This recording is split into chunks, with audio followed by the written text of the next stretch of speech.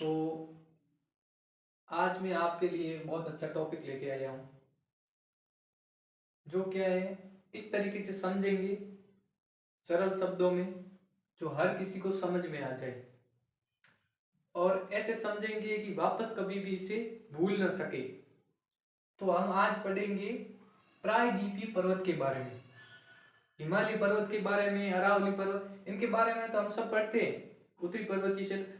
लेकिन आज हम पढ़ेंगे प्रायद्वीपीय पर्वतों के बारे में। प्रायद्वीपीय पर्वतों के बारे में पढ़ने से पहले हम क्या पढ़ेंगे, जो ये प्रायद्वीपीय शब्द लिखा हुआ है ना, हम पढ़ रहे हैं प्रायद्वीपीय पर्वत, तब क्या है ये प्रायद्वीपीय होता क्या है, इसके बारे में हम पढ़ेंगे। उसके बाद में हम पढ़ेंगे ये प्रायद्वीपीय जो क्षेत्र होता है उसका निर्माण कैसे होता है। तो पॉइंट से पॉइंट क्लियर करेंगे और फिर हम पर्वत पढ़ेंगे। तो इस तरीके से पढ़ेंगे कि आपके दिमाग में एक आकृति सी और इस तरीके से सेट हो जाएगी, वापस भूल ना सके। तो हम पढ़ेंगे पहले प्रायद्वीपीय। ये प्रायद्वीपीय होता क्या है, यहाँ पर लिखा हुआ ना प्रायद्वीपीय पर्वत। तो अभी प्रायद्वीपीय क्या होता है इसके बारे में पढ़ेंगे कि ऐसा भूमि का टुकड़ा जो तीनों ओर से जल से घिरा हुआ हो। अब इसकी परिभाषा ऐसे कि ऐसा भूमि का टुकड़ा, ऐसा भू क्षेत्र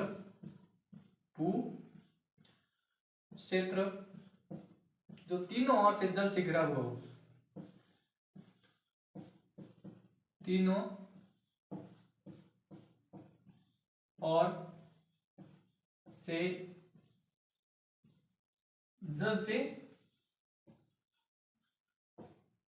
घिरा हुआ हो, जो तीनों ओर से ऐसा, मतलब ऐसा भू क्षेत्र जो तीनों ओर से जल से घिरा हुआ हो।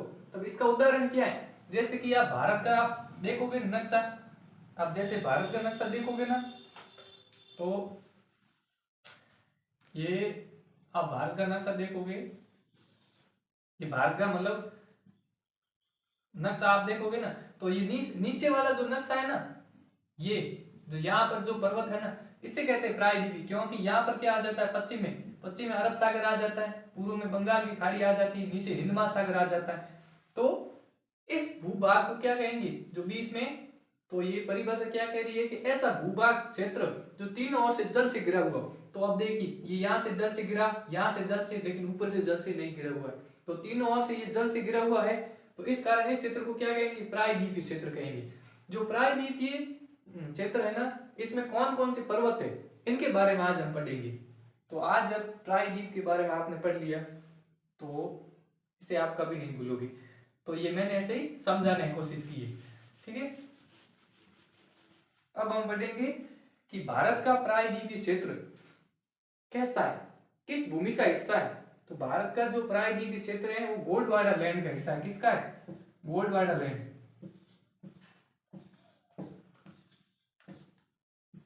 गोंडवाना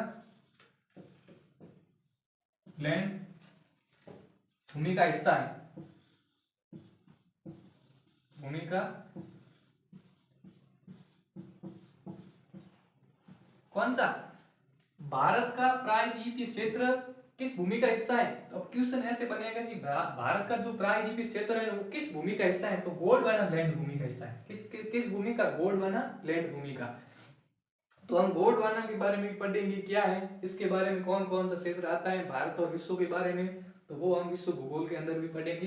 तो पहले हम इसके बारे में देखें, भारत का प्रायद्वीपीय क्षेत्र ये किस भूमि का हिस्सा है, गोंडवाना लैंड भूमि का हिस्सा है। तो आपको इतना ध्यान रखना है। अब हम देखेंगे प्रायद्वीपीय जो क्षेत्र होता है ना, प्रायद्वीपीय क्षेत्र का आकार कैसा होता है। अब आकार देखेंगे तो आपने भारत की जो देखिए आकृति देखिए नीचे से, वो इस तरीके से होती है, कैसे, त्रिभुज आकार। तो कैसा होता है, त्रिभुज आकार। तो ये कुछ क्वेश्चन होते हैं जो कभी भूल ना सके।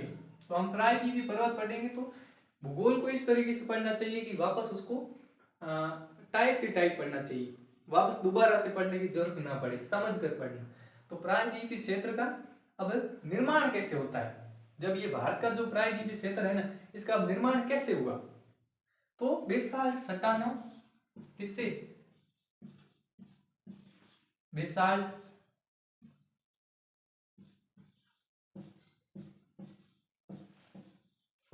चट्टानों और ग्रेनाइट चट्टानों से। किससे? ग्रेनाइट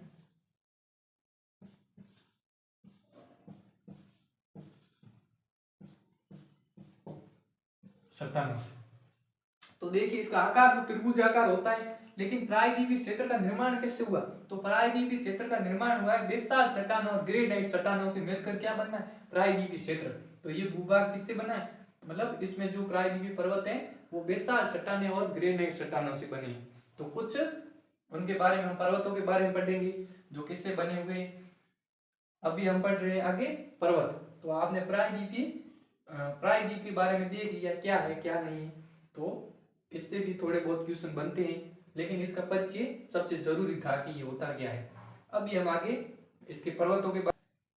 प्रायद्वीपीय पर्वत। तो प्रायद्वीपीय पर्वत क्या होता है हमने पढ़ लिया। अब प्रायद्वीपीय पर्वत के अंदर भारत में कौन कौन से प्रायद्वीपीय पर्वत हैं, तो जो यहाँ पर जो प्रायद्वीपीय पर्वत आ रहे हैं उनके बारे में पढ़ेंगे। तो उनसे पहले पढ़ने के लिए हमें घाट पढ़ना पड़ेगा। तो भारत में कितने प्रकार के घाट है? तो भारत में दो प्रकार के घाट है, एक है पश्चिमी घाट, एक है पूर्वी घाट। तो इन घाटों पर जो चोटियां, जो पर्वत श्रेणियां, जो चोटियां हैं, जो हिल्स हैं, उनके बारे में हम पढ़ेंगे। तो पहले हम पढ़ रहे हैं पश्चिमी घाट के बारे में।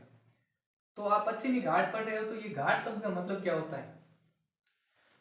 तो घाट का मतलब होता है कि समुद्र किनारे की उच्च भूमि, इसे कहते हैं। तो इस तरीके से पढ़ेंगे कि सब कुछ क्लियर हो जाए। समुद्र किनारे की उच्च भूमि, समुद्र के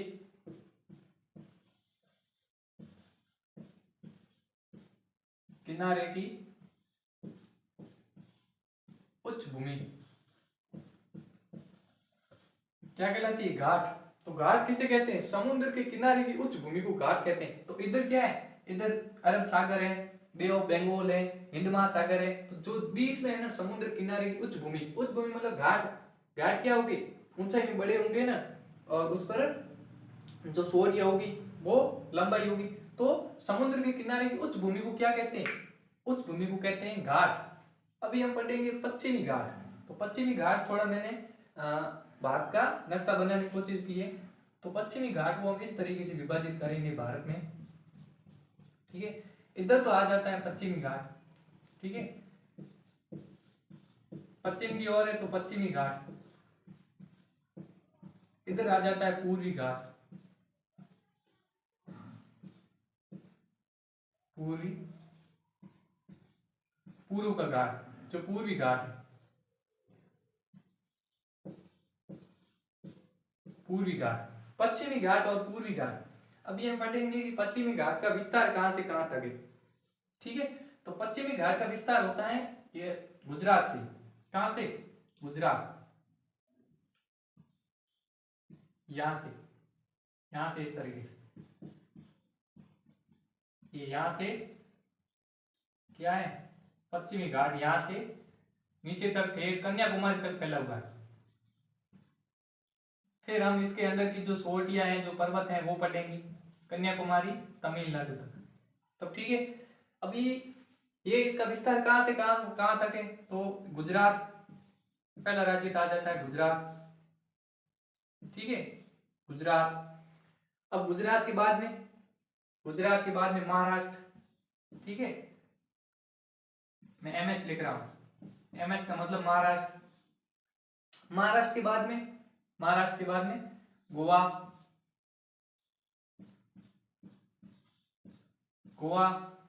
कर्नाटक,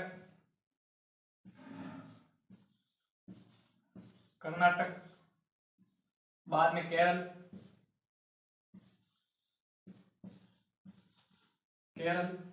बाद में तमिलनाडु।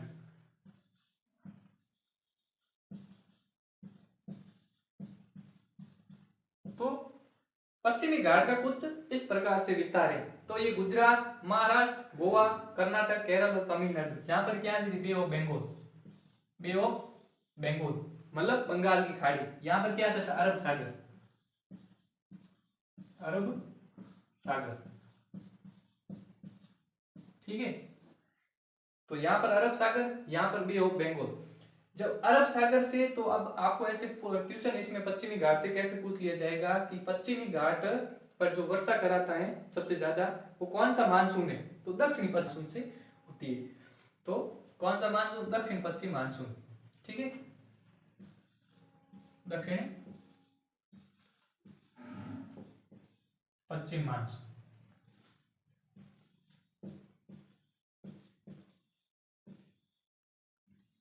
ये भारत में लगभग कितने 200 सेंटीमीटर तक वर्षा कराता है, कितने 200 सेंटीमीटर तक वर्षा कराता है। ये दक्षिण पश्चिम मानसून, ये अरब सागर वाला मैंने उधर लिख दिया है, ये अरब सागर से दक्षिण पश्चिम मानसून होता है, लगभग 200 सेंटीमीटर तक ये वर्षा कराता है। तो इस कारण क्या है कि पश्चिमी घाट में जैव विविधता भी ज्यादा पाई जाती है, इसके बारे में हम पढ़ेंगे कि पश्चिमी घाट में जैव विविधता भी पाई जाती है ज्यादा, और इसको यूनेस्को की धरोहर सूची में से शामिल भी किया गया है। कब किया गया, 2012 में। इसके बारे में हम आगे पढ़ेंगे पूरा विस्तार से।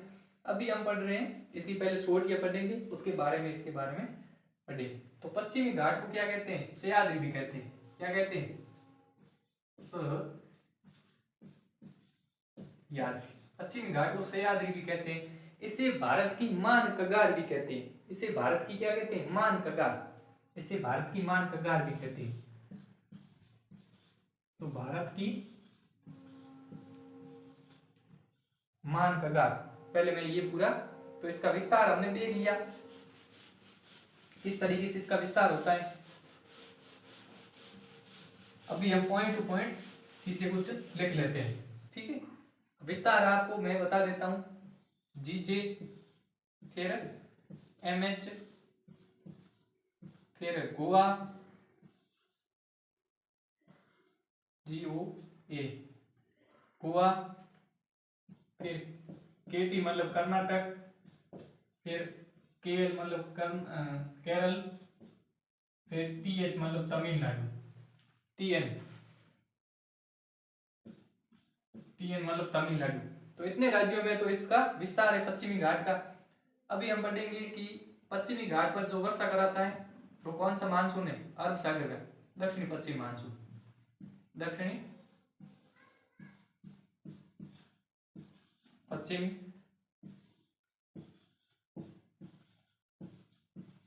मानसून वर्षा कराता है, ठीक है। दक्षिण पश्चिम मानसून जो कि पश्चिमी घाट पर सबसे ज्यादा वर्षा कराता है, और इस पर कितनी सबसे ज्यादा भारत की सबसे ज्यादा जैव विविधता कहां पर पाई जाती है, तो पश्चिमी घाट पर ही सबसे ज्यादा भारत की जैव विविधता पाई जाती है। इसमें कई प्रजातियां भी पाई जाती है, इस कारण इसको 2012 में यूनेस्को की धरोहर सूची में शामिल भी किया गया, ठीक है। अभी हम पढ़ रहे हैं कि पश्चिमी घाट को सह्याद्री भी कहते हैं, ठीक है। इसे भारत की मान कगार भी कहते हैं, इसे भारत की महान कगार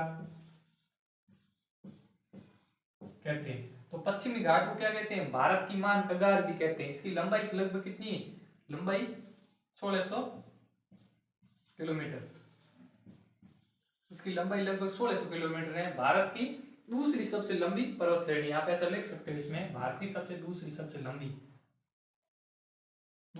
लंबी पर्वत श्रेणी, दूसरी लंबी पर्वत श्रेणी, भारत की दूसरी सबसे लंबी पर्वत श्रेणी, पहली हिमालय, दूसरी ये। इसके बाद में हम पढ़ेंगे पश्चिमी घाट। इसके बाद में पश्चिमी घाट के बारे में तो हमने इतना सब कुछ पढ़ लिया है, पश्चिमी घाट का हमने परिचय पढ़ लिया, विस्तार पढ़ लिया। अब पश्चिमी घाट के कुछ और पढ़ लेते हैं, कुछ और पश्चिमी घाट के परिचय पढ़ लेते हैं। तो इस तरीके से पश्चिमी घाट पढ़ेंगे तो कोई भी एग्जाम आए, जो वन डे एग्जाम होता है ना, उसमें पश्चिमी घाट से कहीं से भी अगर क्वेश्चन आया तो वो क्वेश्चन नहीं जाएगा, ये मैं पक्का कहता हूँ। तो पश्चिमी घाट में वर्षा ज्यादा होती है, लगभग 200 सेंटीमीटर, मैंने बताया कि दक्षिण पश्चिम मानसून से पश्चिमी घाट में वर्षा ज्यादा होती है, कितनी 200 सेंटीमीटर के आसपास। तो क्या है, भारत की सबसे ज्यादा जैव विविधता, जहां पर वर्षा होगी ज्यादा, वहां पर क्या होगी, जैव विविधता ज्यादा होगी। मतलब जीव जंतु और पेड़ पौधे ज्यादा होंगे, जंगल ज्यादा होंगे। तो यहाँ पर क्या है, भारत की सबसे ज्यादा जैव विविधता है। भारत की सबसे अधिक जैव विविधता क्षेत्र, जैव विविधता क्षेत्र कहां पर है, पश्चिमी घाट में। तो जैव विविधता क्षेत्र कहां पर है, पश्चिमी घाट में भारत की सबसे ज्यादा अधिक जैव विविधता क्षेत्र है। तो पश्चिमी घाट को 2012 में यूनेस्को की धरोहर सूची में शामिल किया गया है। राष्ट्रीय धरोहर सूची मतलब जैसे जो जिसमें प्रजातियां हैं वो मतलब उसको सुरक्षित रखने के लिए यूनेस्को की धरोहर सूची में 2012 में इसे शामिल किया गया।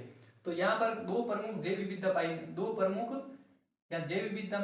जैव विविधता पाई जाती है। कौन सी, एक तो पाई जाती फ्लोरा, एक पाई जाती फौना। कौन सी, फौना। फ्लोरा होती है ना जो, वो वनस्पतियों की जीव, कौन सी, वनस्पतियों की प्रजाति है, वनस्पति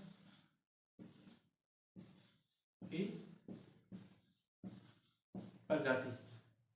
तो जैव विविधता में प्रमुख रूप से दो प्रकार की वहां पर जैव विविधता पाई जाती है। फ्लोरा प्रकार की जो वनस्पति की प्रजातियों की वहां कुछ वहां पर वनस्पति प्रजातियां पाई जाती है फ्लोरा की। फौना मतलब जीव जंतु वाली,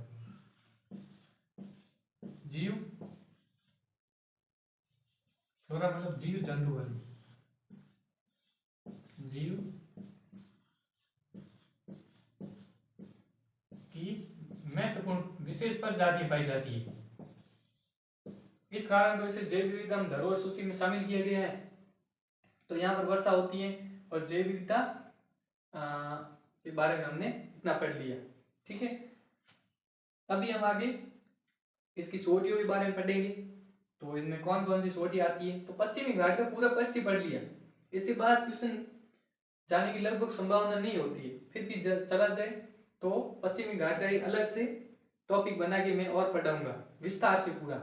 अभी हम इसकी चोटियों के बारे में पढ़ेंगे कि प्रायद्वीपीय हम पर्वत पढ़ रहे हैं, तो प्रायद्वीपीय पर्वत इसकी चोटियां पढ़ेंगे, ठीक है। टॉपिक है, इसमें हम वो पहाड़ियां पढ़ेंगे जो सबसे महत्वपूर्ण वनडे एग्जाम में पूछी जाती है एग्जामिनर के द्वारा, ठीक है। तो गुजरात में पश्चिमी घाट की महत्वपूर्ण पहाड़ी कौन सी है। तो पहली तो इसकी है कौन सी, मांडो पहाड़ी। कौन सी, मांडो पहाड़ी, मांडो पहाड़ी और गिरनार, और कौन सी, गिरनार पहाड़ी। मांडो पहाड़ी और गिरनार पहाड़ी कहाँ है, गुजरात में। तो गुजरात में मुख्य रूप से दो पहाड़ी, महाराष्ट्र की पहाड़ियों के बारे में। तो महाराष्ट्र में पश्चिमी घाट की बहुत सारी महत्वपूर्ण पहाड़ी आती है। कौन सी, महाबलेश्वर की पहाड़ी जो आपने बहुत सुनी होगी। कौन सी, महाबलेश्वर की पहाड़ी है। ये कहां पर है, पश्चिमी घाट पर है, महाराष्ट्र में। महाबलेश्वर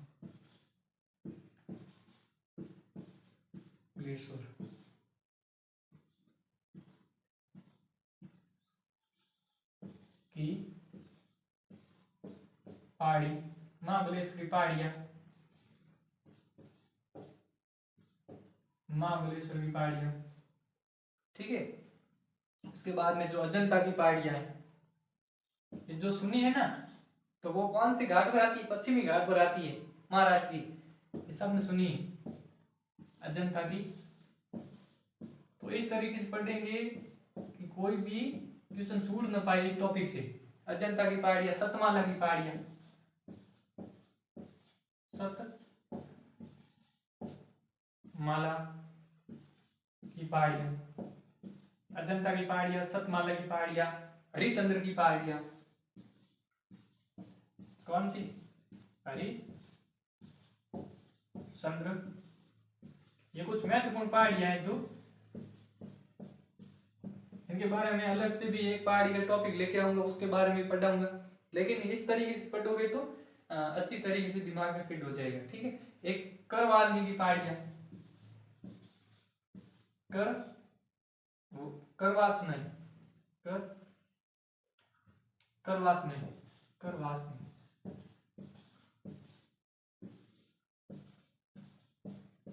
पहाड़ी। तो कुछ ऐसी पहाड़ियां हैं जो महत्वपूर्ण महत्वपूर्ण महाराष्ट्र में पाई जाती है।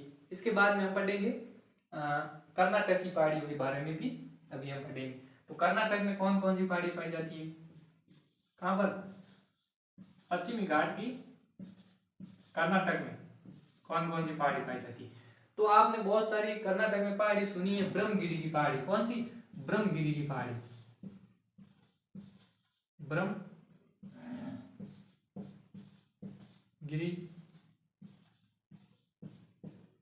बहुत सुना है ना ब्रह्मगिरी पहाड़ी। बाबा भूदान की पहाड़ी, ठीक है, ब्रह्मगिरी की पहाड़ी, बाबा भूदान की पहाड़ी,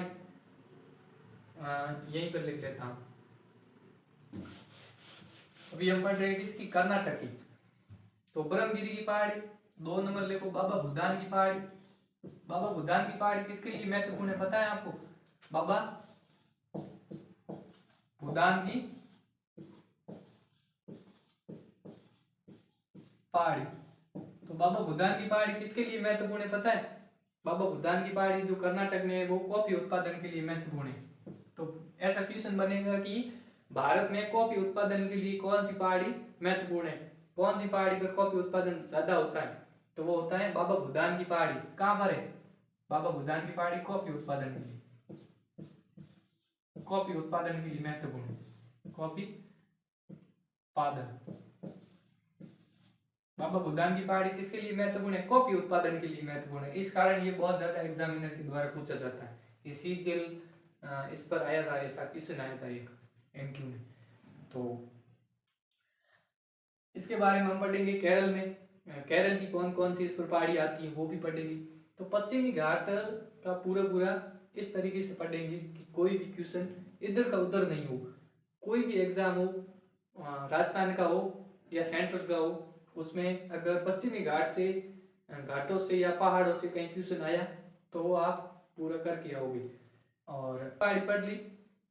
अभी हम पढ़ेंगे केरल की पहाड़ी। तो केरल की पहाड़ी बहुत ज़्यादा क्वेश्चन एग्जाम, जो वनडे एग्जाम होता है और भी एग्जाम होते हैं उनमें बहुत सारे क्वेश्चन इसमें केरल की पहाड़ी से बहुत सारे आते हैं। तो इस पर पहले ये पालनी पहाड़ी, केरल की जो पश्चिमी घाट में, जो केरल का विस्तार, पश्चिमी घाट जो है ना विस्तार केरल में, उस पर कौन कौन सी पहाड़ियां हैं वो हम पढ़ रहे हैं। इस पर है पालनी पहाड़ी। कौन सी, पालनी पहाड़ी, पालनी पहाड़ी। दूसरी है अनामलाई पहाड़ी, ये बहुत ज्यादा एग्जाम में आती है। अनामलाई की पहाड़ी, ये अनामलाई की पहाड़ी है, ये बहुत ज्यादा एग्जाम में आती है।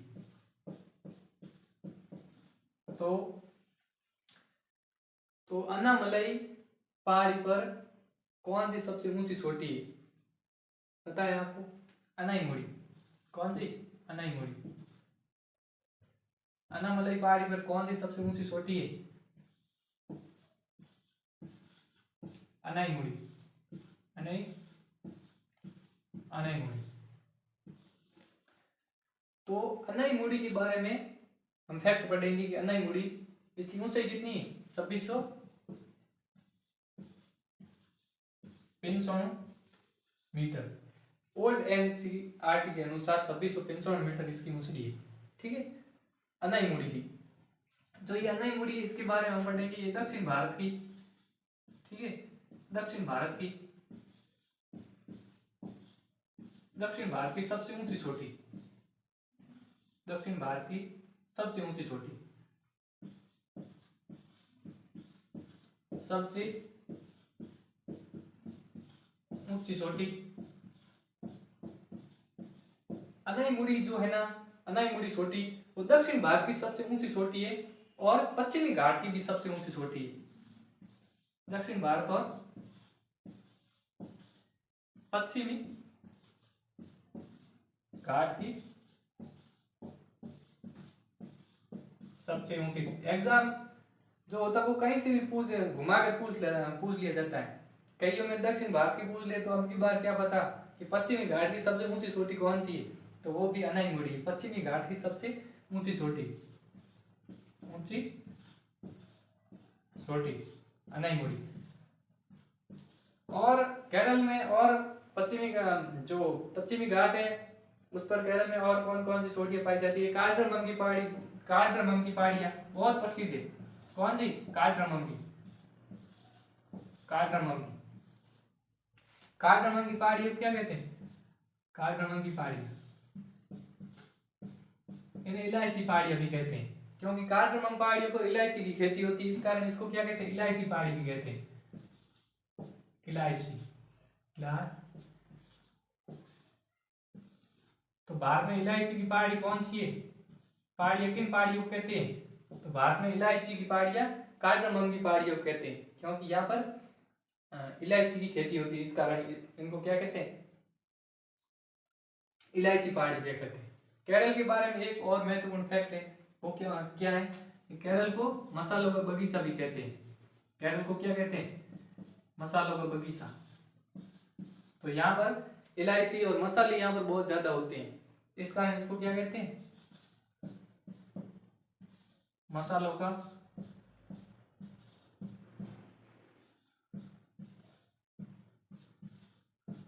बगीचा भी कहते हैं। तो भारत में मसालों को बगीचा किस राज्य को कहा जाता है? वो केरल राज्य को कहा जाता है। दक्षिण भारत की सबसे ऊंची चोटी कौन सी है? अनाईमुड़ी है। तो पश्चिम घाट की सबसे ऊंची चोटी कौन सी है? अनाईमुड़ी है। अनाईमुड़ी की मतलब ऊंचाई कितनी है? तो अनाईमुड़ी की ऊंचाई है 2695 मीटर। इस तरीके से हमने केरल के बारे में पढ़ा। तो पश्चिमी घाट की महत्वपूर्ण जो चोटियां थी वो हमने पढ़ ली। अब नीलगिरी पर्वत के उसके बारे में पढ़ेंगे, नीलगिरी पहाड़ी के बारे में। तो पश्चिमी घाट आज हुआ हमारा कंप्लीट। अभी तो हम ये पहाड़ियां है ना, ये बहुत इंपॉर्टेंट तरीके से एक एक पहाड़ी विशेष, उसकी विशेषता सब कुछ देखकर आगे कल पढ़ाऊंगा, ठीक है। तो थैंक यू, धन्यवाद, जय हिंद, जय भारत।